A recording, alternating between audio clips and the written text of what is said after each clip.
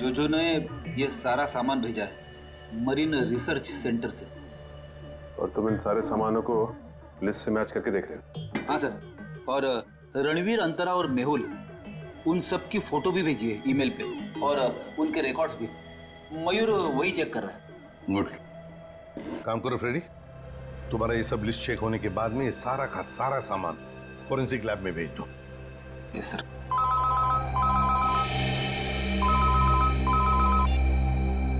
हाँ डॉक्टर तारिका, okay great, thanks sir. उस खोपड़ी का रिकंस्ट्रक्शन हो गया है। डॉक्टर तारिका ने मेल भेजा है फेस इंप्रेशन का। गुड। मयूर सर, देखो जरा वो चेहरा चेक करो। सर ये रही उस आदमी की शक्ल। मयूर, अब रणवीर, मेहुल और अंतरा, इन तीनों के चेहरे दिखा। सर ये रहे सर।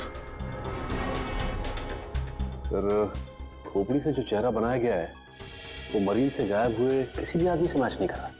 हाँ, सचिन मिल तो नहीं रहा है, फिर भी एक खोपड़ी पर जो चेहरा बना है ना, उसे मयूर हमारे रिकॉर्ड्स के साथ मैच करके देखो।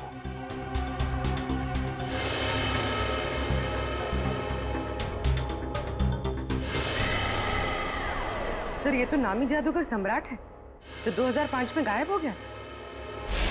क्या सम्राट सर इस दुनिया में नहीं रहे?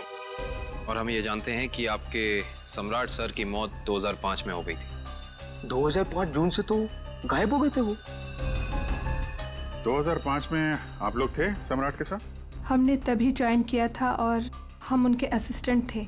ओके, तो उनके गायब होने से पहले की कोई खास बात आपको याद है? हाँ सर, उस वक्त वो ताले और जंजीर बना रहे थे जिसका हमारा जादू के शो में भी कोई काम नहीं था। मैं आपको उसकी फाइल दिखाता हूँ। राज, सम्राट सर की वो ताले वाली फाइल ले आना। ताले और जंजीर बना रहे थे? जी सर। हाँ सर, मैंने उनसे एक बार ये पूछा भी था कि ये क्या है। बोल रहे थे किसी खजाने की चाबी है जिससे वो बहुत जल्दी अमीर हो जाएंगे और उनके सारे कर्ज खत्म हो जाएंगे। सर ये देखिए फाइल।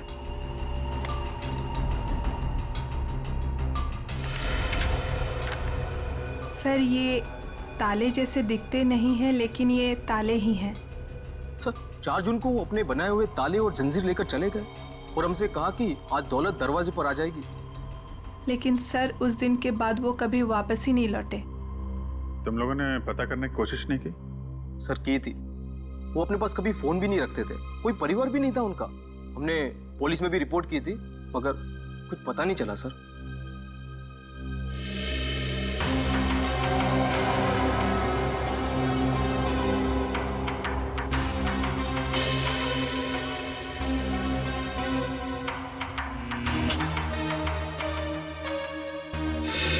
ठीक है, नेक्स्ट।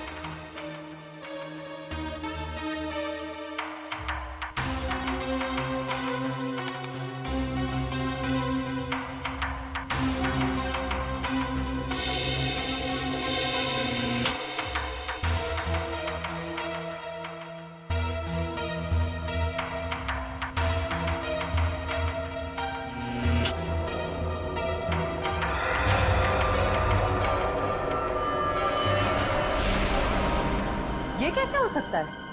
फिर से स्कैन कर दे।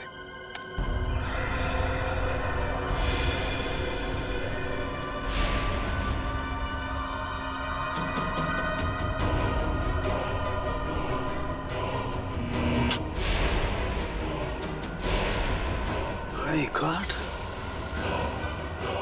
ये क्या चक्कर है? हाँ डॉक्टर साहब, क्या हुआ? आपने अर्जेंटली बुलाया? दया, जहाज में से मिले हुए सभी आर्टिफैक्ट्स, ये सारे धरोहर का कार्बन डेटिंग कर लिया है।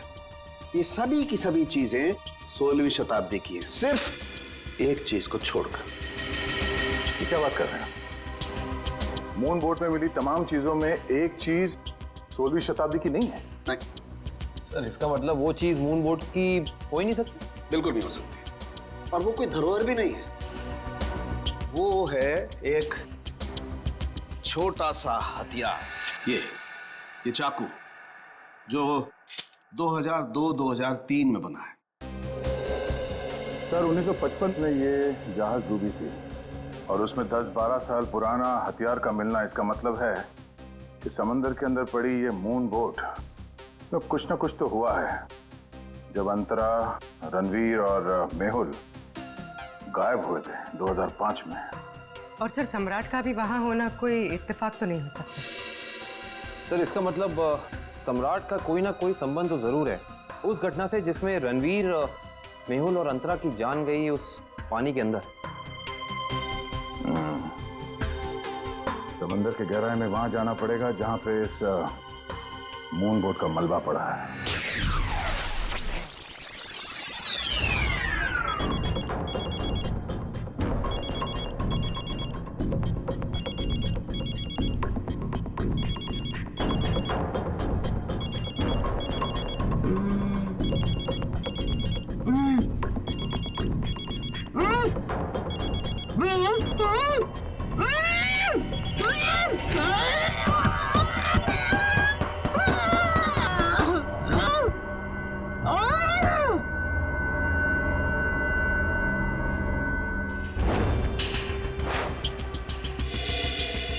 तारिका फोन क्यों नहीं उठा रही? तारिका प्लीज फोन उठाओ। डॉक्टर सालुंके को फोन करता हूं।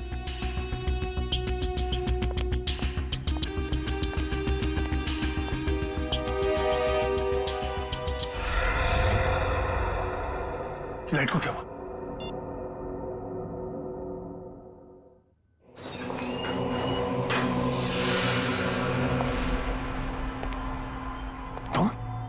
तुम यहाँ क्या कर रहे हो? नहीं, मुझे मत मारो। मैं किसी को तुम्हारे बारे में नहीं बताऊंगा। 4 घंटे हो गए, तारिका का कुछ पता नहीं चल रहा है।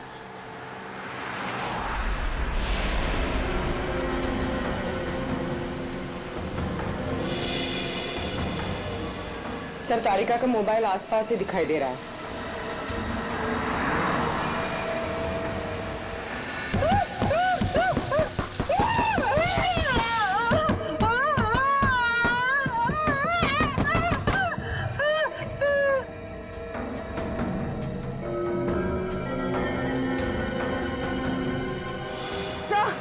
एक मिनट सर, डॉक्टर तारिका की गाड़ी पीछे।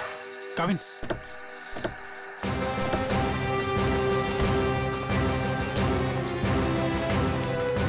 तारिका, तारिका,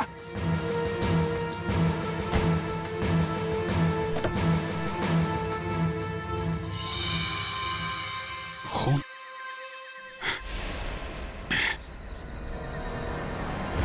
कुछ हुआ है तारिका को, खून है यहाँ पे। डॉक्टर जगन, डॉक्टर जगन, अरे कुछ देर पहले फोन किया था, अब अंधेरा है, गया कहाँ ये? देखो जरा, लाइट लगा।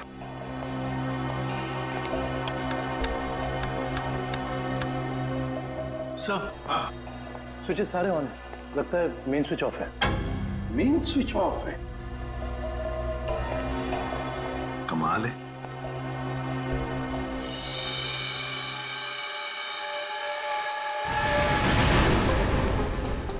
डॉक्टर जगन,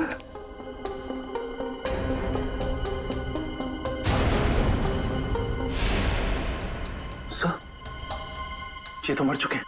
सर कहीं ऐसा तो नहीं कि खूनी को पता चल गया हो कि डॉक्टर जगन हमें कुछ बताने वाले थे, इसलिए? कुछ समझ में नहीं आ रहा सर। पहले तारिका का गायब होना और अब जगन जी का खून। वही तो। तारिका, तारिका जी, डॉक्टर तारिका। तारिका!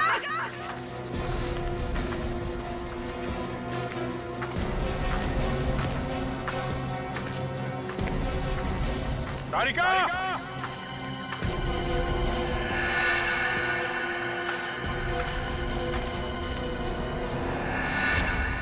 ओ, ये तारिका का ईयररिंग। ईयररिंग यहाँ पर? यहीं होगी। फोन लगा, फोन लगा।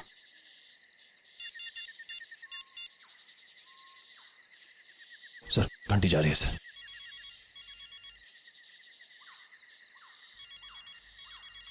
सर। उस तरफ। हाँ सर।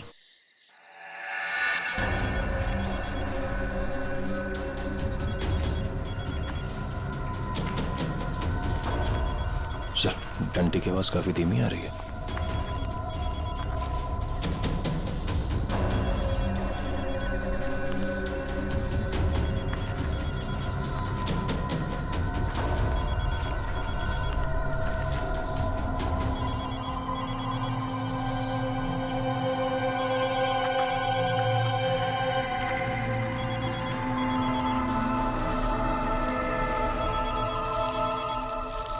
सर, वो मिट्टी के नीचे दबा हुआ है।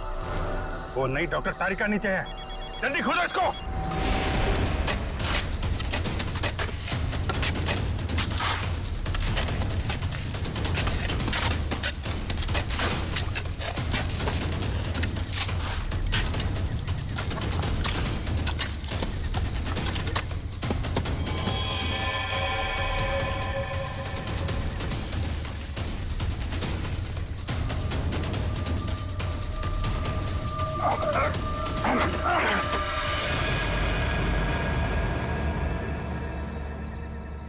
तारिका, तारिका, इसको खोलो।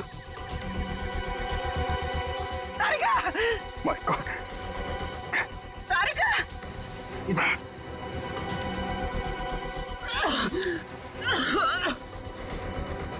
तारिका, तुम ठीक हो? हाँ? हाँ? कैसे हुआ ये है? किसने किया? कौन थे वो लोग? रिपोर्ट्स थे, लैब जा रही थी। एक आदमी आया, जबरदस्ती मुझे क्लोरोफॉर्म सुंघाया।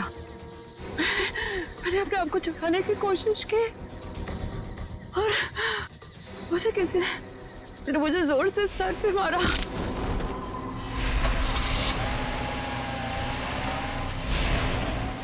ये सब उन लोगों ने उस केस की रिपोर्ट्स के लिए किया है।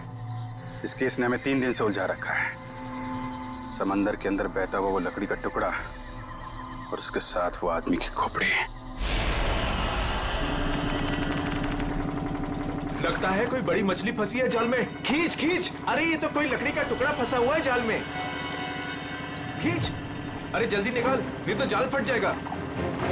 खींच।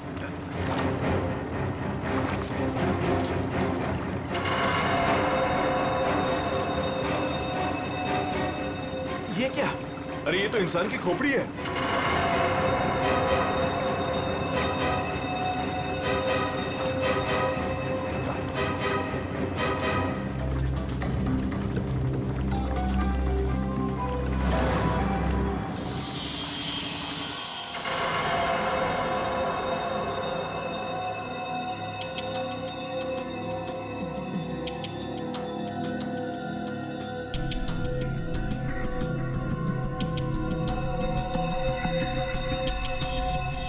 बस समुद्र में बहती हुई लकड़ी साधारण लकड़ियों से काफी अलग है, क्योंकि ये लकड़ी समुद्र के पानी में हजारों मील बहती हुई आई है, समुद्र के सारे जीवन को अपने आप में समेटे हुए।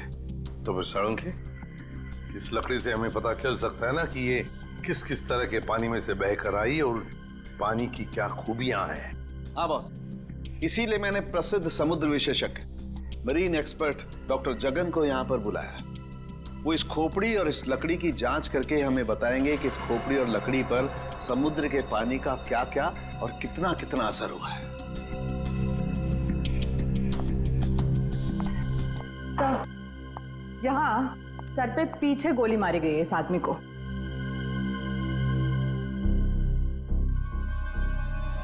ये देखो बॉस, इस सुराग को देख करके लगता है काफी नजदीक से गोली मारी गई है। साळुंखे, क्या तू बता सकता है ये खोपड़ी कितने समय तक समुद्र में थी? बस ये जो काई हमें इस लकड़ी पर से मिली है, हाँ, ऐसी ही काई इस खोपड़ी की आंखों के चारों तरफ और आसपास भी है।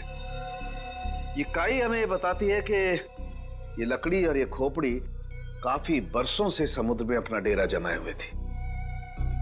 फिर तो साळुंखे साहब ये भी पता चल जाएगा कि ये खोपड़ी समंदर के किस भाग में थी, और साथ ही साथ पक्के तौर पे ये भी पता चल जाएगा कि कितने समय तक थी? हाँ, पता चल सकता है। तारिका, एक काम करो, इस खोपड़ी पर से जितने भी बैक्टीरियाज मिले हैं उनका अच्छी तरह से एनालिसिस करो। इससे उनकी उम्र का पता लगेगा और बाद में हम इस खोपड़ी का रिकंस्ट्रक्शन करेंगे।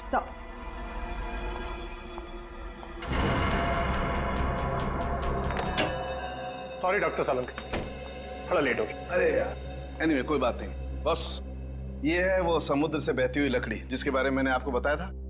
Please check it.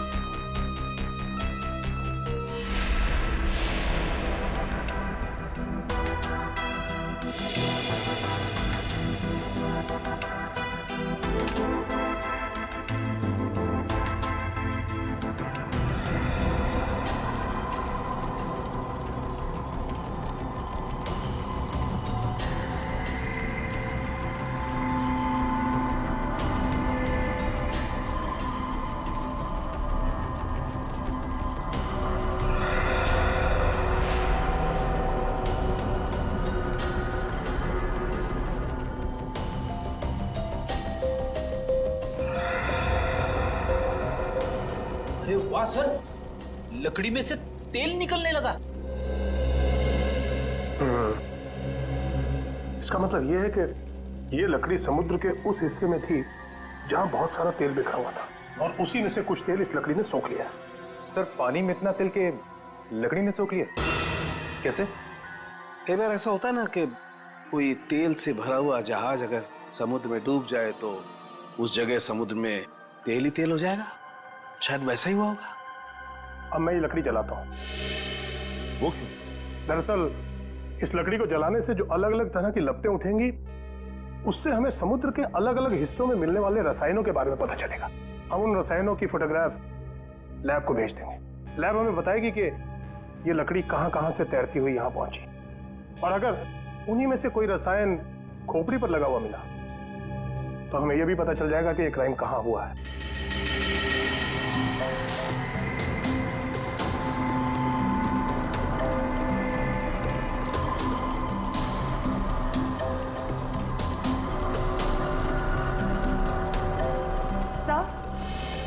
सर, इस खोपड़ी में मिले समुद्री बैक्टीरिया और एल्गी की उम्र लगभग 7-8 साल है।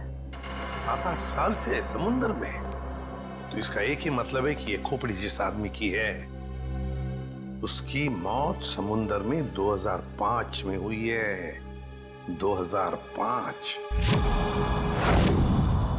उन रिपोर्ट से हमें पता चल सकता था वो खोपड़ी कहाँ थी, कहाँ से बह के आई थी। कोई तो है लेकिन जो ये नहीं चाहता कि सीआईडी इस केस की तह तक पहुंचे। किसी के चाहने या ना चाहने से सीआईडी नहीं रुकती।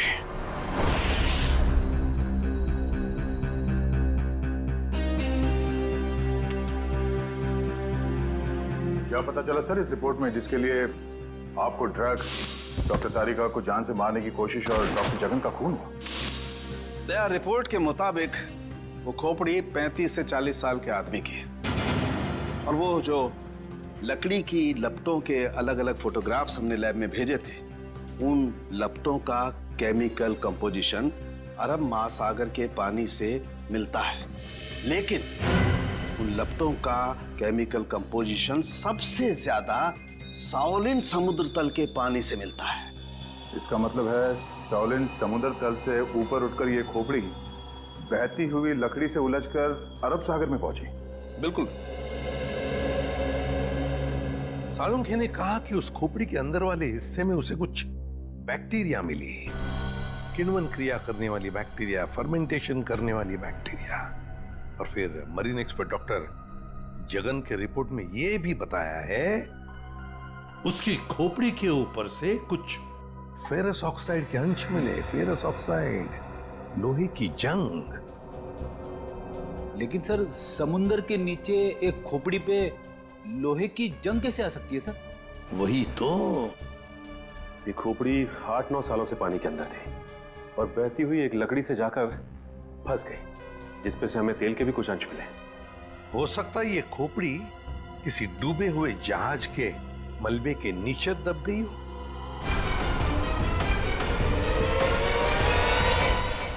डूबा हुआ जहाज, पता लगाना पड़ेगा पिछले 7-8 सालों में उस समुद्री हिस्से में कोई जहाज डूबा था क्या। सर ये है 1955 में सॉली बैकवाटर्स ऑफ अरेबियन सी में डूबी हुई शिप, जिसका नाम था मून बोट 15Y। ये शिप मुंबई में होने वाली एक विशाल प्रदर्शनी के लिए कुछ कीमती धरोहर, स्मारक, कुछ पुरानी पंडुलिपियां, स्क्रोल्स लेकर आ रही थी। और कुछ तकनीकी गड़बड़ी की वजह से डूब गई। जून 2005, करीबन 50 साल बाद हमारे सेंटर ने इस शिप की जांच का प्रोग्राम बनाया। फिर क्या हुआ? जांच सफल हुई? नहीं सर, क्योंकि उस जांच दल के चारों लोगों में से मेरे अलावा कोई वापस लौटा ही नहीं। क्या? नहीं लौटा मतलब ये कि तीनों गोताखोर आर्कियोलॉजिस्ट मेहुल, अंतरा और रणवीर सर, उनमें से कोई भी पानी से बाहर ही नहीं आया। तो फिर उनका क्या हुआ? हमने उनको तलाशने की बहुत कोशिश की, पर तीनों का कुछ पता नहीं चला। सिर्फ मैं ही वापस आ पाई, शायद इसलिए क्योंकि मैं उनके साथ पानी में गई ही नहीं थी। तो उस वक्त आप कहाँ थे? मैं पानी के ऊपर बोट पे ही थी। एक मिनट, वैसे आप कौन है? सब, मैं डॉक्टर शिखा, मैं उस टीम की सबसे जूनियर मेंबर थी। काफी देर तक जब उनमें से कोई बाहर नहीं आया तो मैंने सेंटर इन्फॉर्म किया। यहाँ से एक रिसर्च टीम वहां पहुंची और शिप का जो भी सामान था उन्होंने निकाल लिया। काफी दिनों तक उन सब की खोज भी की, पर उन सब का कुछ पता ही नहीं चला। ठीक है डॉक्टर नैना, इस जहाज पर का जो भी सामान आपके पास है, जो भी सामान, वो सब हम हमारे ब्यूरो ले जाना चाहते हैं जांच करने के लिए। जी सर, 1 सेकेंड। हेलो जोजो, ऑफिस में आओ जल्दी। जोजो कौन? सर इन्वेंट्री का इंचार्ज है, जो भी सामान हमारे पास आता है उसका रिकॉर्ड्स वो ही रखता है।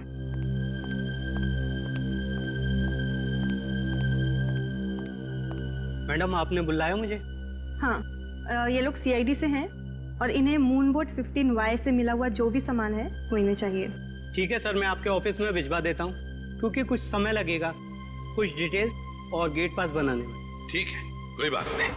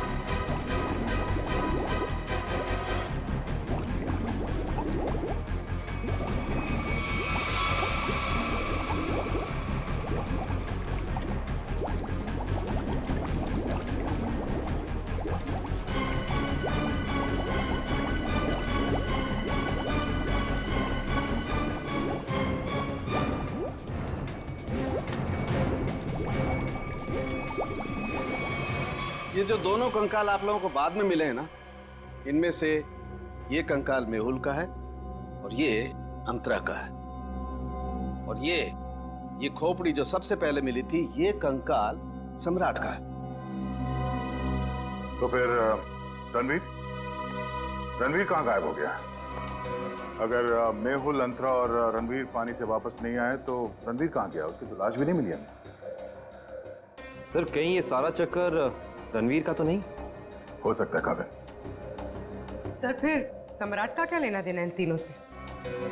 यही तो पता लगाना है पूर्वी कि किसके कहने पे सम्राट वहां गया था, क्योंकि उसका बनाया हुआ लॉक मून बोर्ड की कंपार्टमेंट में लगा हुआ था, जो 2005 में बना था, और उसके बाद से वो गायब था। सर फिर तो शिखा से दोबारा पूछताछ करनी पड़ेगी। वो अकेली वापस लौट कर आई थी, वो भी जिंदा। सबसे पहले हमें मून बोट प्रोजेक्ट की वीडियो चाहिए, वो भी मरीन सेंटर को जानकारी दिए बिना, वरना उस वीडियोस के साथ छेड़छाड़ हो सकती है। और ये टेप आज रात ही चाहिए।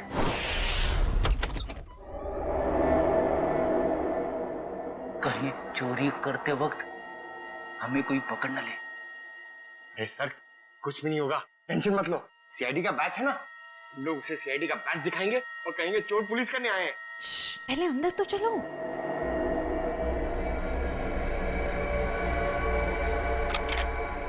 सर अंदर आर्काइव्स रूम में से कोई आवाज आ रही है। आप लोग जाओ, मैं आता हूँ। पंकज सुन, मरेंगे तो साथ में मरेंगे। कुछ होना। सर वो देखिए, वहां पर कोई है।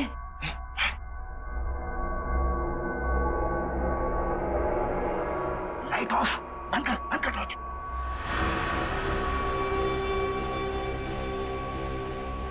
हमसे पहले कोई चोर आ गया टेप चुराने के लिए। एसीपी साहब ने हमसे कहा नहीं कि उन्होंने किसी और को भी टेप चुराने के लिए बोला है।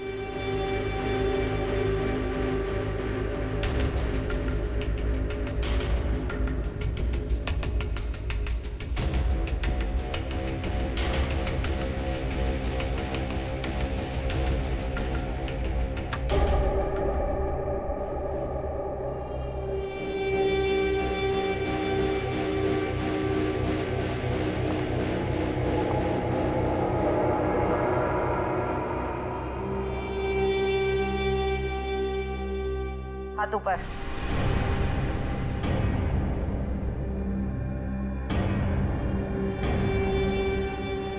कौन हो तुम?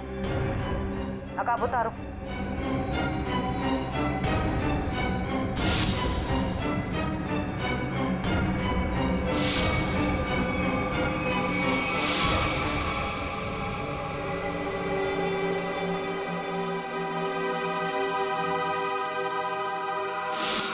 मैं डॉक्टर शिखा, मैं उस टीम की सबसे जूनियर मेंबर थी। शिखा तुम सब कौन हो?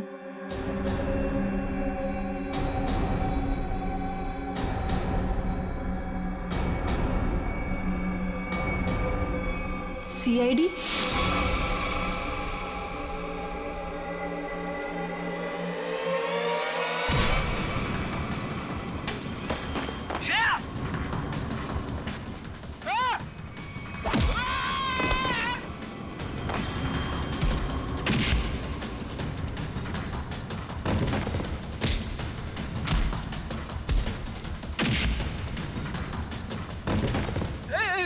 देखो मैं लड़कियों पे हाथ नहीं उठाता है?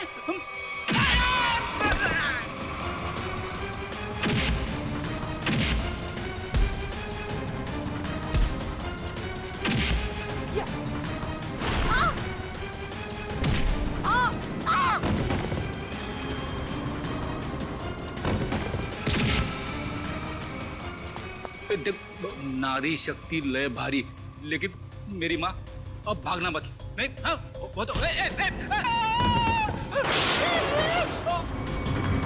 रुक जा। शिखा तुम इतनी रात के तुम यहाँ क्या कर रही हो?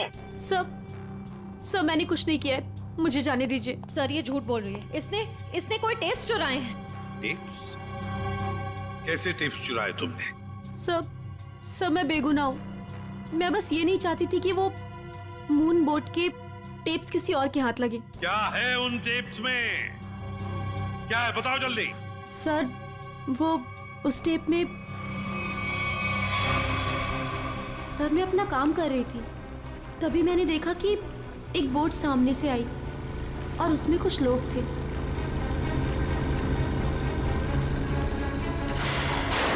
सर कुछ समय के बाद उन लोगों में से एक आदमी पानी में चला गया और फिर थोड़ी ही देर के बाद वो ऊपर आ गया।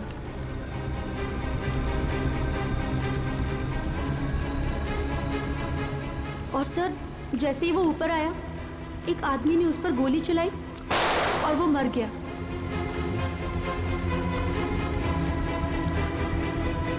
और फिर सर कुछ समय के बाद वो दोनों भी पानी के अंदर चले गए। मैं डर गई थी सर, मुझे लगा कि उस खूनी ने मुझे भी देख लिया है और वो मुझे भी मार देगा। मेरी बोट पे भी एक कैमरा था जिसमें सब कुछ रिकॉर्ड हो रहा था।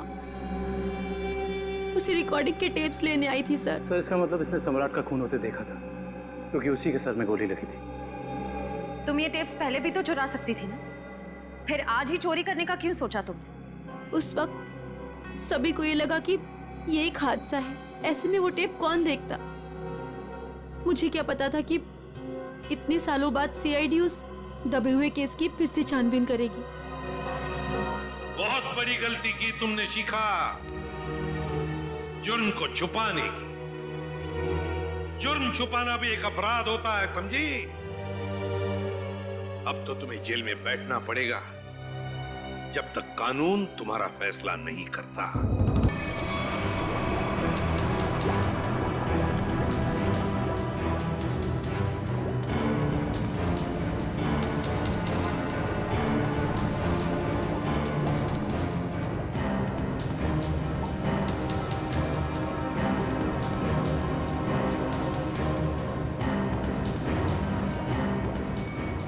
एक मिनट पॉज करो। सचिन, जो सामान हमारे पास मरीन सेंटर ने भेजा था, उस डूबे हुए जहाज पर जो था वो, उसमें ये मेटल बॉक्स नहीं था, ये संदूक। हाँ सर, ना तो ये बॉक्स लिफ्ट में था और ना ही मरीन रिसर्च सेंटर से आया है। तो कहीं ऐसा तो नहीं कि ये मरीन सेंटर वाले ये बॉक्स छिपा रहे हैं हमसे? ये भी तो हो सकता है सचिन कि ये बॉक्स मरीन रिसर्च सेंटर तक पहुंचा ही नहीं। सब फिर ये बॉक्स गया कहाँ और इसके अंदर था क्या? हो सकता है पूर्वी कि कीमती सामान हो इसमें, और ये सारा सामान 1955 में महाराष्ट्र के एक म्यूजियम में आने वाला था। म्यूजियम में? तो कहीं ये खून इस संदूक की वजह से तो नहीं हुए? पता लगाना पड़ेगा म्यूजियम से क्या था इस संदूक में। मुझे 1955 के कार्गो शिप्स की फाइल्स चाहिए।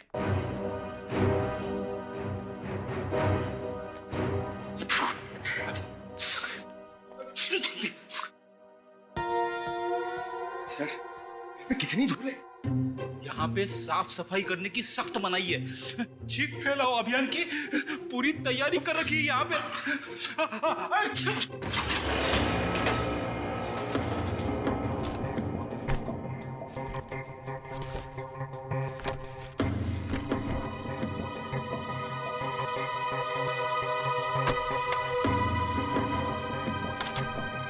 सर, ये रही वो फाइल, कार्गो शिप वाली। ये देखिए।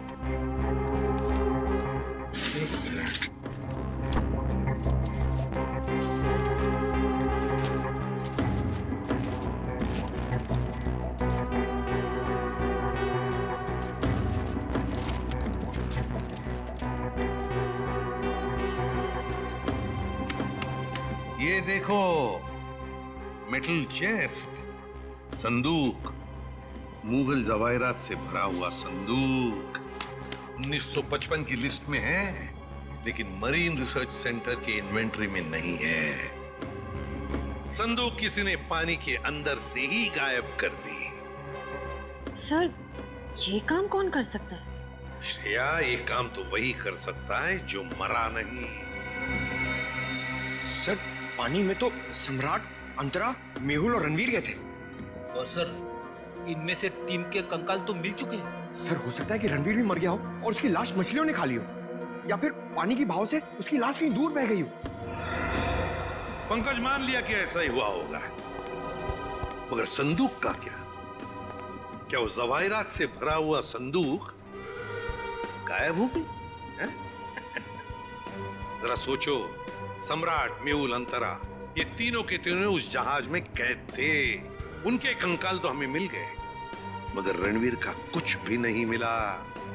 इतना सा निशान तक नहीं मिला रणवीर का। इसका मतलब है कुछ न कुछ तो करके रणवीर वहां से गायब हो गया उस संदूक के साथ। सब किया हुआ रणवीर का ही है। पर सर, अब तक तो सब ये समझते थे कि रणवीर मर चुका है। अगर वो जिंदा है भी तो हम उस तक पहुंचेंगे कैसे? और एक बात ये भी है सर कि रणवीर ने उस सोने को वैसे ही बेचने की गलती नहीं की होगी, वरना अब तक पकड़ा जाता। बिल्कुल, तो बस पता लगाना पड़ेगा 2005 के दरमियान ऐसे कितने जौहरी थे जो जवाहिरात, सोना चांदी गलाने का धंधा करते थे। ये रणवीर जरूर उन्हीं में से किसी एक के पास गया होगा। तो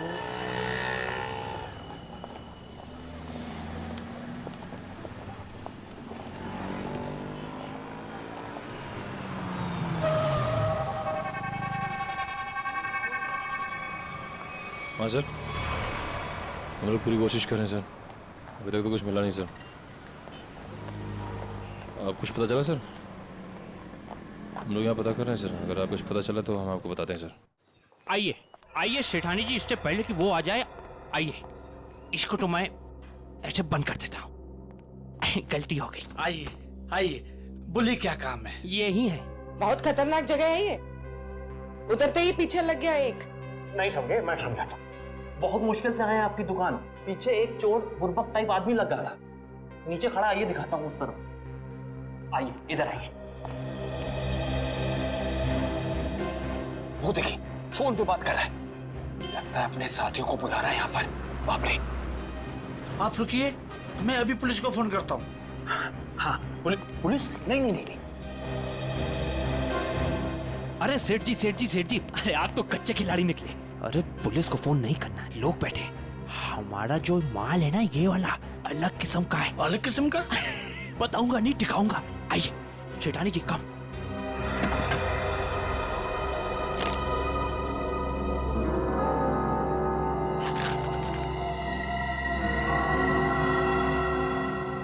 कैसा लगा? एकदम सही जगह पर आए आप। कहाँ से हाथ मारा है? फालतू सवाल बड़े कर रहे हैं आप। माल देखिए, आम खाइए, पेड़ मत गिनिए। तो बेचना है? सेठानी जी कह रही है बेचना नहीं है, तो खरीदना है? खरीदना भी नहीं है। तो फिर गहनों के बदले गहने लेने हैं? तो फिर आप लोग क्यों आए हुए यहाँ बाजार में? मासूम है, इधर देखिए, हम ये चाहते हैं कि आप इस सामान को पिघला दें। जब बाजार बढ़े, रेट बढ़े, हम धीरे धीरे हौले हौले प्यार से बेचेंगे, पैसे कमाएंगे।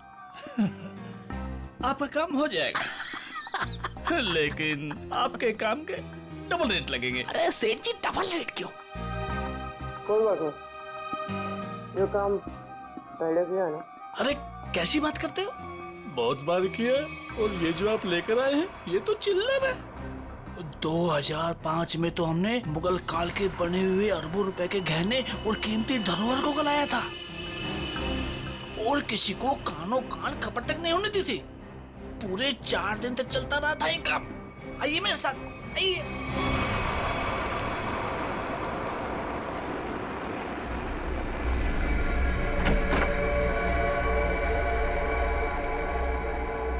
अरे चुन्नू, अरे सेठ लोगों का कुछ माल है, गलाना है इसको।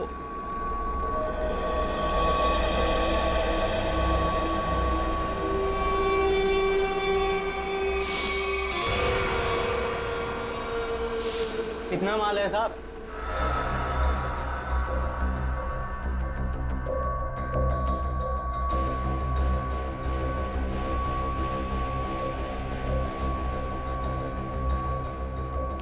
जोजो, तुम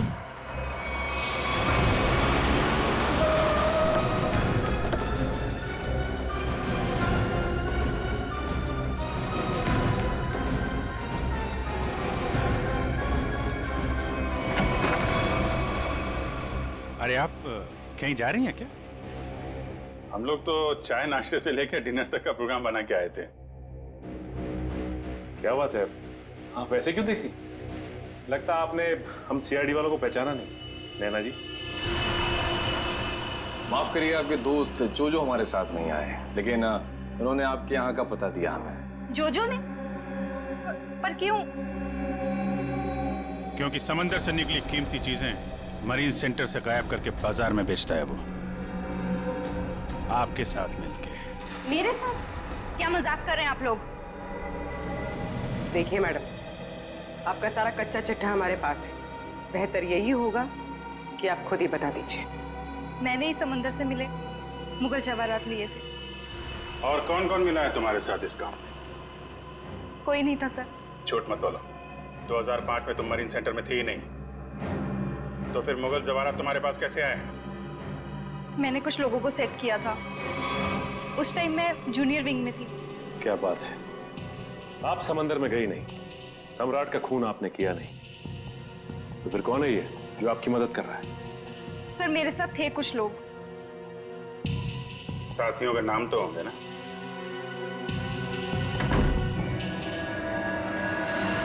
कौन है अंदर? सर अंदर कोई नहीं सर। सर मैं अकेले हूँ सर, किसे देख रहे हैं सर?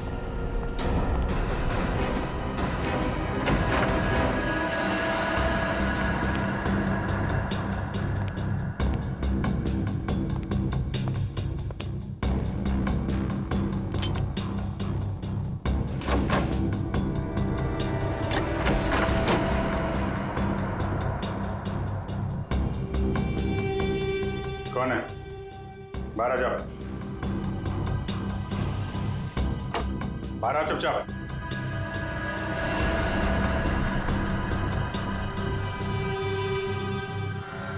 ओ, रणवीर। रणवीर? कौन रणवीर? 3 खून करके इतने सालों से छुपा हुआ। सर मैं तो नैना का पति सिद्धांत हूँ। नाम बदल सकते हो लेकिन चेहरा नहीं। हाँ सर, मैं ही रणवीर हूँ। 2005 में मैं और मेरी टीम समंदर पे उस जगह गई थी।